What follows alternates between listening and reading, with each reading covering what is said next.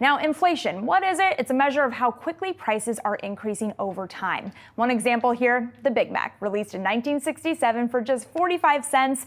Today, The Economist puts the average price of a Big Mac in the U.S. at $5.69. So the reason for that change is inflation. Now, what causes it? First of all, an increase in the supply of money, which makes money lose its purchasing power. If there's too much of money sloshing around, it becomes less valuable. 2, an increase in demand, which leads to price increases. The more people want something, the more companies can charge for it. Now, 3, an increase in production or supply chain costs, which are passed down to the consumer in the form of high prices. And lastly, an increase in wages can cause inflation by making services more expensive. Now, here are 3 ways that inflation is measured. PPI, or the Producer Price Index, that looks at the change in how much companies are charging for goods and services. CPI, or the Consumer Price Index, measures the weighted average prices of a big old basket of goods and services that consumers spend money on, like transportation, food, medical care, and even manicures are included in that as well. And then there's the Fed's preferred way to measure inflation, which is PCE, or Personal Consumption Expenditures. Now, that's a measure of household spending on goods and services. CPI and PCE, those acronyms, they might sound familiar. Here's why they're different. They use different formulas for one, but the big difference is their scope. They measure the prices of different stuff.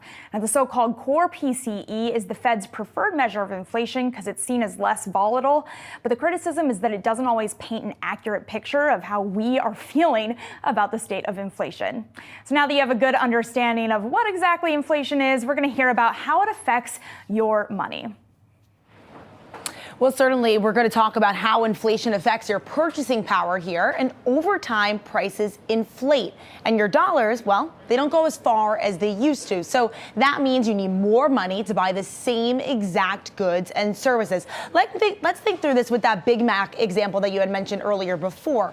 If it originally cost you 45 cents and now it costs you $5.69, your dollars aren't going as far. You essentially need more money to buy that same exact hamburger that you got years and years and years ago.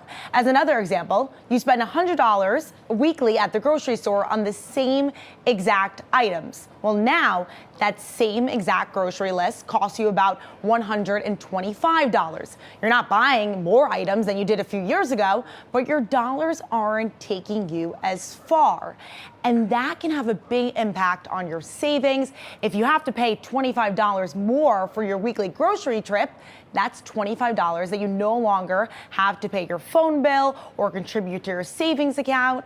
And that's how inflation, the rate at which prices change, impacts your ability to spend.